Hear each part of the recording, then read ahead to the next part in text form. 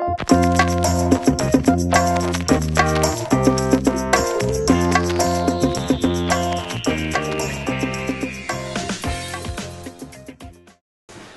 bonjour tout le monde, bon matin. C'était aussi tôt pour moi. Comme Cyril l'a dit, moi, je vais parler de Dear Hunter, notre bureau, et je vais essayer de mettre le thème humilité dedans. Dire que je suis humble, c'est pas très humble. Donc, on va parler du projet, notre façon de travailler, en espérant que vous allez trouver ça humble.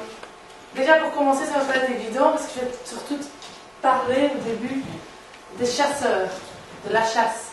On peut de nouveau dire que c'est pas très humble, c'est plutôt quelque chose dans lequel on tue et on essaye justement de penser que à nous et d'avoir le plus de viande finalement. Mais essayons d'oublier tout ça et penser à un chasseur, un bon chasseur, un vrai chasseur. Un chasseur ou un designer, pour nous c'est exactement la même chose, ça devrait être la même chose.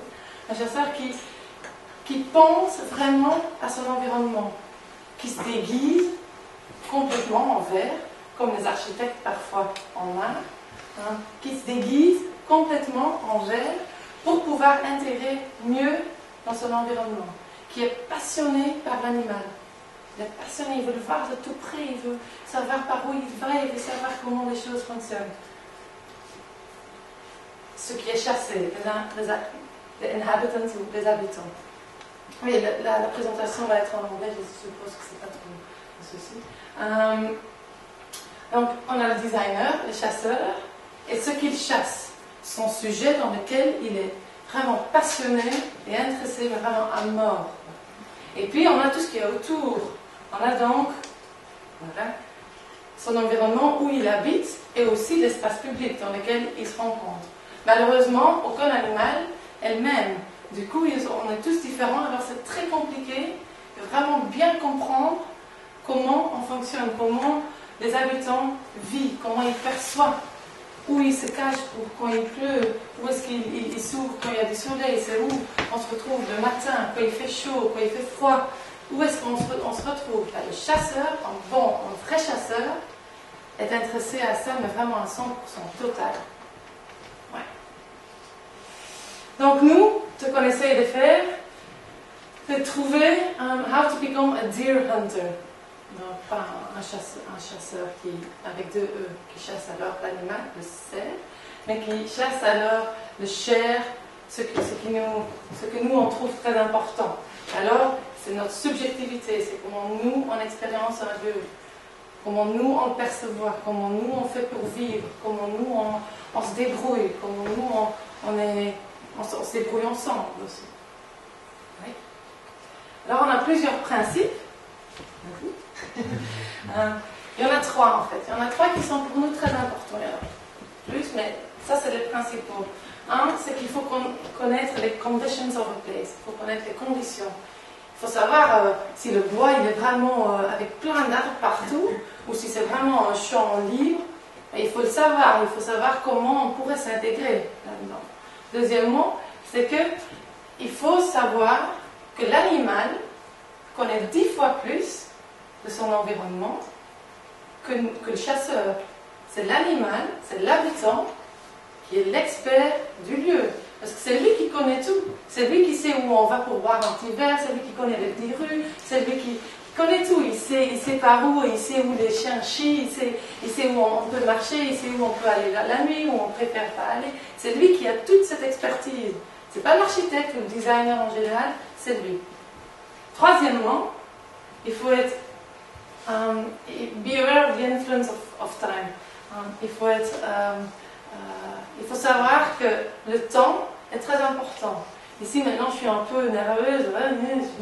Et si je viens une deuxième fois, par exemple, avec le même public, même local, ça va être différent. Parce que je connais déjà un petit peu, alors mon expérience, ma perception de ce matin va être différente. Alors le temps, c'est très important aussi. Donc ça, c'est les trois principes. Avec le deuxième, qui est pour nous le plus important. C'est dire que celui qui habite sur place est l'expert. Pas pour co-créer. On ne va pas co-créer parce que nous, en tant que designers, créateurs, c'est nous qui avons cette expertise. Mais eux, ils ont l'expertise d'un environnement. Puis après, on a plusieurs outils. Je vais aller vite, et puis après, on a fait un petit peu de théorie. Je vais vous expliquer quelques exemples dans lesquels on a essayé de mettre ça en place en pratique. Le plus important pour nous, c'est be on site, c'est être sur place. Si je veux connaître comment vous habitez, comment c'est, ben, je veux être tout le temps avec vous. Je veux savoir comment c'est pour se réveiller, comment c'est le matin. Si vous prenez le café le matin, vous préférez le thé, ben, c'est la même chose avec un lieu. Je veux savoir comment il se réveille, comment il est la nuit, comment il est le soir, comment il est l'été, l'hiver. Je veux savoir ça. Et pour avoir toutes les subtilités, on n'a pas d'autre choix d'être sur place. C'est comme un chasseur, c'est exactement la même chose. Il va observer dans une cabine à chasse et il va rester là pendant des heures, juste pour observer le lieu et l'animal. C'est exactement la même chose. Pendant que tu observes, il faut avoir de patience. Ça prend du temps. Et c'est ça que parfois ça coince, parce qu'il faut nous payer beaucoup pour que tous les heures. Il faut suivre ton intuition. Ce que je viens de dire, ce n'est pas une connaissance, ce n'est pas de l'objectivité. Ce sont des émotions. On ne peut pas objectiver ça, alors il faut suivre son intuition. Il n'y a pas de règles à suivre. Il n'y a pas à dire, si je fais ça, ça, ça et ça, je vais réussir. Non, la seule chose qu'on peut faire, c'est suivre notre intuition. C'est dire que je vais essayer de faire ça, je vais voir, ça ne marche pas, je vais quand même faire. C'est le processus qui est très important. Il faut utiliser, pendant que tu utilises ton intuition, tous tes senses. Tous tes sens. Quand tu es dans cette cabine à chasse, là, il faut utiliser pas seulement les yeux, mais aussi les oreilles, l'odeur, tout quoi. Tout, il faut vraiment émerger dans la situation. Et puis après, le dernier, on trouve que c'est assez important, il faut, en tant qu'architecte, il faut utiliser les outils ou les manières de documenter tout ça, les manières de traduire tout ça. Il faut utiliser les bons outils. C'est-à-dire que peut-être une image faite à l'ordinateur, je ne sais pas quoi, qui peut être très beau, qui explique une certaine chose de ton projet, mais qui ne va peut-être pas expliquer l'expérience d'un espace. Du coup, là, il faut trouver des autres outils. Un outil qui est pour moi très important là-dedans, c'est le dessin. Pourquoi le dessin? Parce que c'est comme l'émotion, l'intuition, on ne sait pas le lire de gauche à droite. C'est quelque chose qui nous arrive. Quand on regarde un dessin, c'est la même chose. On ne commence pas en haut à droite, à gauche, jusqu'en bas à droite. Oui, c'est ça. On a d'abord une totalité et puis on zoome. C'est exactement la même chose. Aussi, quand on dessine, on est vraiment proche de nous. On essaye d'exprimer quelque chose. Tout ça, pour moi, dit que le dessin pourrait être un outil plus approprié que, par exemple, un ordinateur. Ça dépend. Donc, j'ai essayé de mettre quelques projets, il y en a 3, l'une derrière l'autre, où on a commencé, c'est vraiment un projet tout au début, où on n'était même pas sur place. Alors c'est vraiment tout début, où on essaye de voir qu'est-ce qu'on peut faire avec le dessin, etc.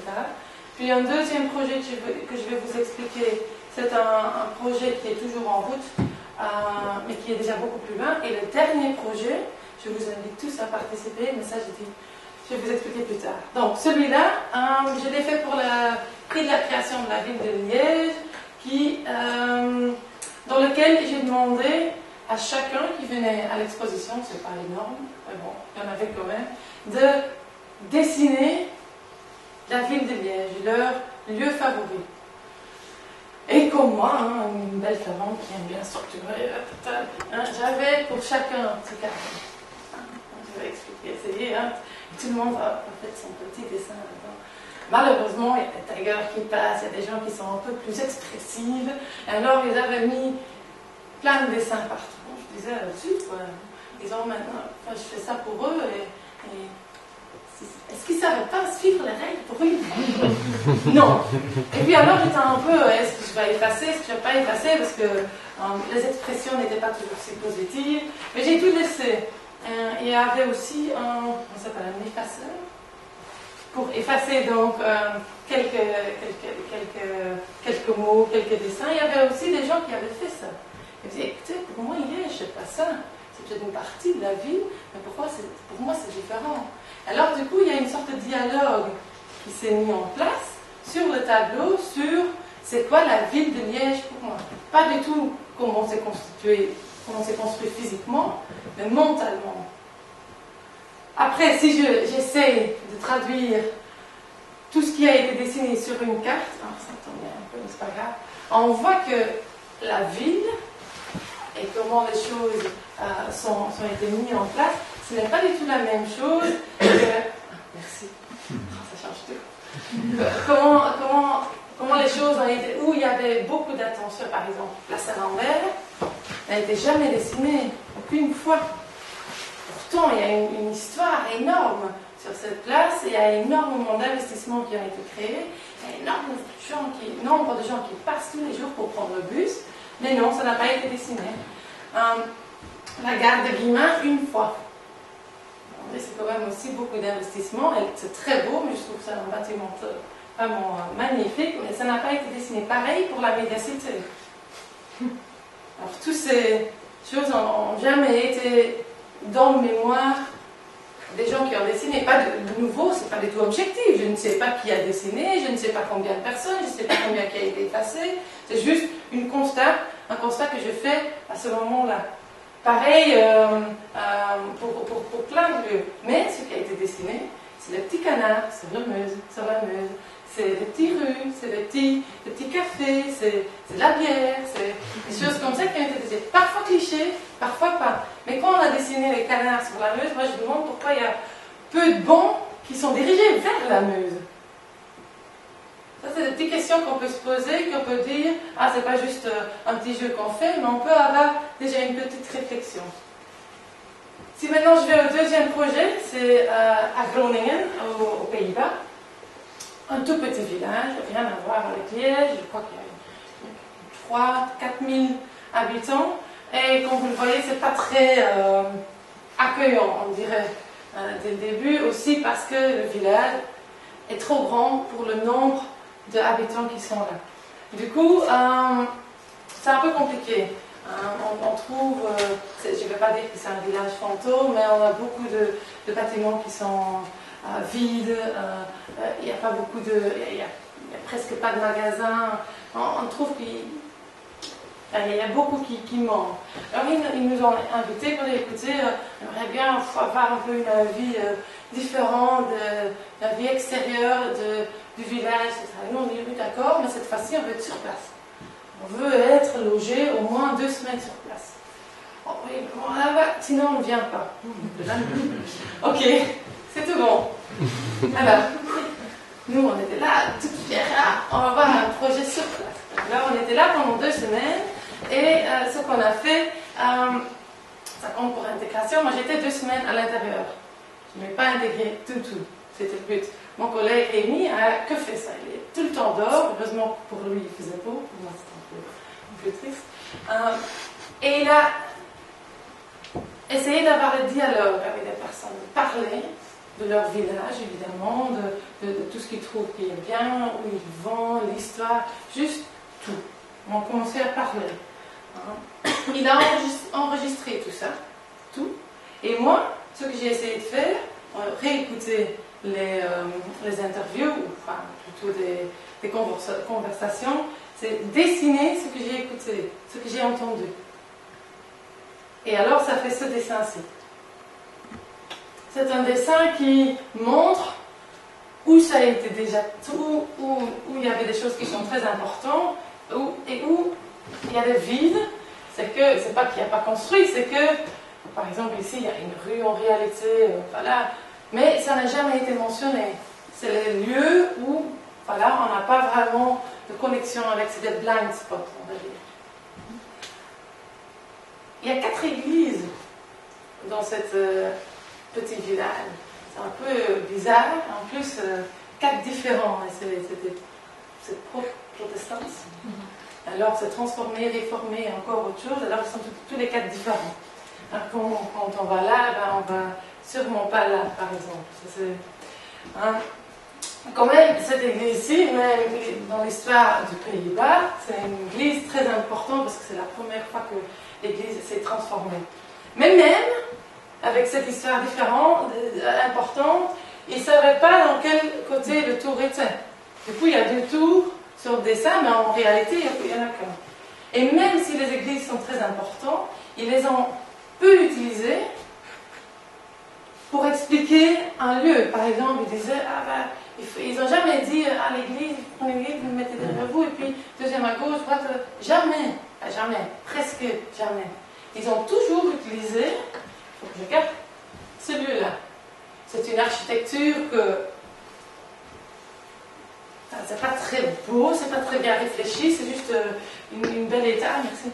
C'est juste un étage, et c'est un magasin. C'est le seul magasin dans le village. Et du coup, on voit que l'aspect social où les gens se rencontrent, sans avoir toute une histoire catholique, protestant, machin, c'est très important. Ils ont chaque fois mentionné ça.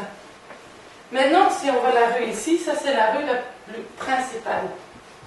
Alors du coup, la ville voulait justement mettre plus d'attention sur la rue principale. Alors ils voulaient fermer ceci et la mettre là. Nous on dit, écoutez, il faut quand même faire attention parce que les gens ils l'utilisent vraiment comme point de repère. Il faudrait quand même peut-être voir si on ne peut pas faire quelque chose là-bas. Maintenant, parce que c'était déjà la question si le magasin va rester ouvert. Maintenant, ils se mettent tous derrière pour garder le magasin ouvert et aussi la ville. La ville s'est dit, écoutez, on va garder le magasin là et on va peut-être prendre ce coin ici pour justement créer une petite place. Alors là, on voit que l'expérience et la perception des gens, des habitants, traduit dans une carte, bien traduit, pas bien traduit, ça c'est... mais qu'on a pu repérer des choses, quand on voit que ça commence à mettre en place des différents règlements que la ville avait fait et on arrive à adapter les choses, à changer les choses, à les modifier. Et là, nous, on est très fiers. Du coup, le projet ne s'arrête pas. De ce projet, on a fait une site web qui s'appelle werkelrum.nl.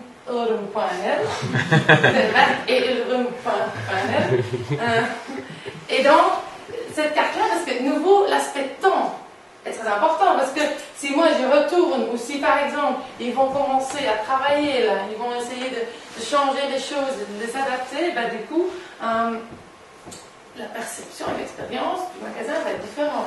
Et que nous, on y retourne tous les 2 mois, tous les 6 semaines, pour aller voir où on pourrait s'adapter, où on pourrait adapter, modifier le dessin, la traduction, pour qu'elle reste à jour. Maintenant aussi, on essaie d'ouvrir et pas seulement prendre ce village, Ulrum, mais aussi des villages à côté. C'est quoi leur relation? Où on voit que ça reste tout le temps, parce que c'est un processus qui ne s'arrête jamais, qui reste en cours. Puis le dernier projet que j'aimerais vous expliquer, c'est le projet Dir Euregio qui a démarré il y a 2 semaines, ou 1 semaine et demie, et qui a commencé quand nous on a vu de nouveau, parce que ça c'est de l'année passée, des recherches ainsi. Newtropolis, la frontière, sur l'Euregio. L'Euregio Meusin, je suppose que vous êtes tous bien au courant, qu'on est tout près d'Aix-la-Chapelle et Maastricht et tout ce qu'il y a autour. Et de nouveau, une très belle recherche, très bien mise en place, qui dit de nouveau exactement la même chose, ce qu'on dit depuis 20 ans, que les transports publics ne fonctionnent pas, que la langue c'est une vraie barrière, c'est toujours la même chose. On dit que nous, on dit, comme nous on est déjà de 2 pays, ça se fait quand même des collaborations. Il y a quand même des choses qui se passent. Pourquoi on ne trouve jamais tout ça qui se passe quand même si le transport en commun ne fonctionne pas?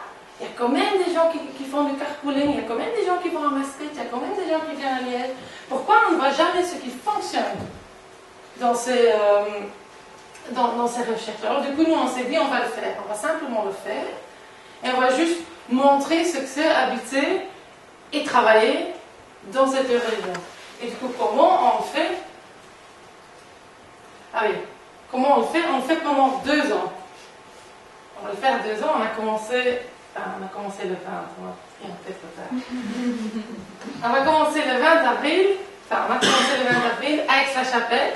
Et pendant 2 ans, non, encore 5 minutes, pendant 2 ans, on va voyager 3 mois par ville. Et on voyage 3 mois par ville dans 8 villes. Alors ces 3-là, ils sont déjà d'accord. Alors j'ai du travail jusqu'à fin cette année. Et alors l'année prochaine, on a des contacts avec la ville de Liège, un peu compliqué, avec Genk, qui est beaucoup plus facile, avec Irlande, qui est plus simple aussi, et Eupen, on suppose que ça va aller aussi. Du coup, comment on le fait? On le fait comme ça. Voilà. Ça, c'est Aix-la-Chapelle où on est maintenant. Non, ça, c'est Paris-Nice, et ça, c'est pas loin d'où on est maintenant. On a donc 2 containers qu'on a transformés dans un studio. Celui-là, un studio pour travailler et vivre. Alors, on vit dedans. On a un lit qui descend la nuit. C'est super. Pourquoi? Parce qu'on veut être sur place. On veut être sur place, on veut travailler sur place et on veut faire des projets locaux. Alors, à Aix-la-Chapelle, par exemple, on va travailler sur l'aspect étudiant et la ville. Parce que, comme vous le savez sûrement, le LBTH, c'est une université c'est une des plus grandes universités en Allemagne. Et du coup, il y a beaucoup d'étudiants, mais ils s'intègrent vraiment très peu. Ils s'en vont après les études aussi, comment ça se fait, comment on pourrait améliorer ça. Surtout parce qu'après, ici, quelque part, il y a tout un terrain qui doit se développer. Alors, nous, on est là, on travaille, et puis on a ce petit conteneur-là, dans lequel je vous invite tous, avec vraiment, je suis très humble, je veux que vous venez tous. C'est un petit hôtel, une chambre d'hôtel, dans lequel je vous invite de participer à la recherche avec nous. De nous découvrir Aix-la-Chapelle comme vous le voyez. De découvrir Aix-la-Chapelle dans votre création. Si vous êtes photographe, par exemple, vous prenez des photos d'Aix-la-Chapelle d'une certaine manière, on va apprendre ça. Si vous êtes écrivain, vous venez écrire un petit morceau. Si vous êtes architecte, on peut s'imaginer plein de choses. Il faut juste remplir un petit formulaire dans lequel vous dites que vous êtes responsable, pas nous, et puis tout va bien. Et c'est gratuit. Alors, tout le monde peut venir. Je vous invite tous d'aller sur notre site web. Et là, vous pouvez le voir. Et je pense que j'ai plus le temps pour faire le reste. Ça, c'est un petit projet à Genk, déjà dans le projet de région où on a été pendant 1 semaine aussi sur place, juste avant qu'on a démarré le projet. Et on a aussi fait des dessins, on a écrit, on a fait un blog de tout ça justement pour voir comment les choses fonctionnent, où on pourrait travailler quand on est là, qu'est-ce qu'on pourrait faire. Et ce qui est très important, très intéressant à Genk, c'est qu'on aurait plusieurs services de la ville qui vont collaborer ensemble. Et ça, c'est très intéressant parce que, par exemple, Aix-la-Chapelle, c'est le service urbanisme. À Azelt, c'est le service culture. À Maastricht, c'est un entrepreneur c'est l'entrepreneur du A2 et toutes les transformations qui concernent rentrer à Maastricht. Voilà. Et ici, on a donc urbanisme, culture et comment ça s'appelle, développement, quartier. On a plusieurs économies, mobilité qui se mettent ensemble. Et ça, pour nous, c'est très important. Et je pense que on y est presque. Donc voilà, je pense que si on a le petit livre How to Become a Deer Hunter qui n'est pas du tout fini, qu'on aimerait bien continuer, qu'on serait au lieu de là, on serait là. Merci beaucoup.